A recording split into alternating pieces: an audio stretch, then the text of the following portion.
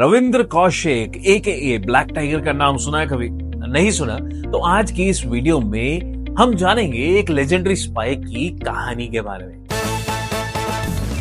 रविंद्र कौशिक का बचपन राजस्थान के श्री गंगानगर में बीता। वो बहुत इंटेलिजेंट हुआ करते थे। उनको एक्टिंग और थिएटर में बहुत इंटरेस्ट था। एक बार की बात है, लखनऊ में एक स्टेज प्ले के दौरान उनकी परफॉर्मेंस रॉ के कुछ ऑफिसर्स ने देख ली।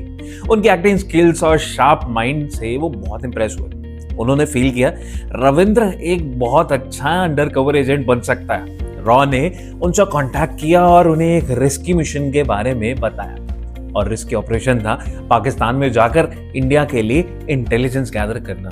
देश सेवा के जज्बे से भरे रविंद्र ने ऑफर एक्सेप्ट कर लिया। रविंद्र को दिल्ली में लगभग 2 साल तक इंटेंसिव ट्रेनिंग मिली। उनको उर्दू और पंजाबी बोलनी सिखाई गई। इस्लामिक कस्टम्स और पाकिस्तानी कल्चर के बारे में बहुत कुछ बताया गया। उनको मैप्स रीडिंग, कम्युनिकेशन टेक्निक्स और सीक्रेट इंफॉर्मेशन कलेक्ट कैसे करनी है उसकी भी ट्रेनिंग दी गई। उनकी इंडियन आइडेंटिटी कंप्लीटली खत्म कर दी गई और उनका नाम रखा गया नाबी अहमद शाकिर। 1975 में रविंद्र सीक्रेटली बॉर्डर पार करके पाकिस्तान पहुंचे। उनका मिशन था वहां पर एक डीप कवर एजेंट के तौर पर एस्टेब्लिश होना और पाकिस्तान की मिलिट्री मूवमेंट्स और स्ट्रैटेजिक इंफॉर्मेशन इंडिया तक पहुंचाना।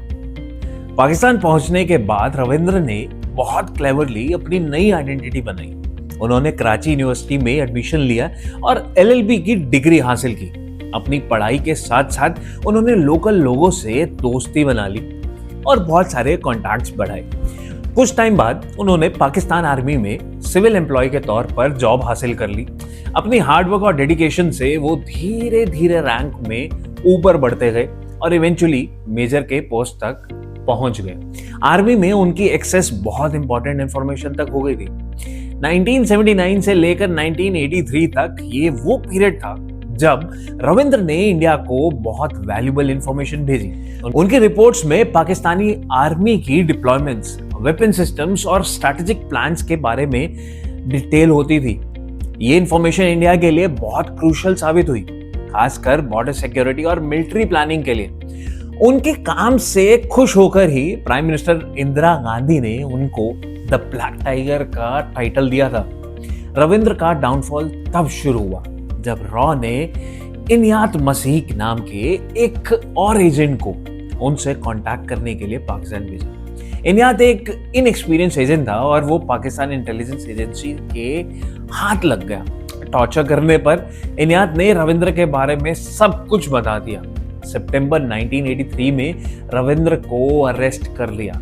उनको सियालकोट के एक इंटेरोगेशन सेंटर में ले जाया गया, जहां उनको बहुत टॉर्चर किया गया ताकि वो अपनी एक्टिविटीज और इंडिया के बारे में इंफॉर्मेशन दे सके। लेकिन रविंद्र ने बहुत हिम्मत दिखाई और कोई भी इंपॉर्टेंट इंफॉर्मेशन डिस्क्लोज नहीं की। रविंद्र पर पाकिस्तान के ऑफिशियल्स सीक्रेट्स एक्ट के अंडर ट्रायल चला। 1985 में पाकिस्तान की सुप्रीम कोर्ट ने उनको मौत की सजा सुनाई। However, due to some considerations, उस सजा को बाद में लाइफ इम्प्रिजनमेंट में बदल दिया गया। अगले 16 साल उन्होंने पाकिस्तान की अलग अलग जेल्स में बहुत मुश्किल हालात में बिताए। उन्होंने इंडियन अथॉरिटीज से अपनी रिलीज के लिए अपील भी की, लेकिन शायद जियोपॉलिटिकल रीजंस की वजह से उनकी मदद नहीं हो पाई।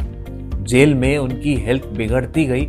उनको ट्यूबरक्लोसिस और हार्ट प्रॉब्लम हो गई थी। नवंबर 2001 में मियांवाली जेल में रविंद्र कौशिक की डेथ हो गई। उनकी फैमिली ने उनके रिमेन्स इंडिया लाने की बहुत कोशिश की, लेकिन वो सक्सेसफुल नहीं हो पाए। रविंद्र कौशिक की एक कहानी एक बहुत ही ब्रेव और पेट्रियोटिक इंडियन की कहानी है। उन्होंने अपनी जान की परवाह किए बिना देश के लिए काम किया। उनका कंट्रीब्यूशन इंडिया की सिक्योरिटी के लिए बहुत इंपॉर्टेंट था। हालांकि उनको वो रिकॉग्निशन नहीं मिला जो शायद उन्हें मिलना चाहिए था, लेकिन उनकी कहानी आज भी लोगों को इंस्पायर करती है। उनको द ब्लैक टाइगर के नाम से हमेशा याद रखा जाएगा।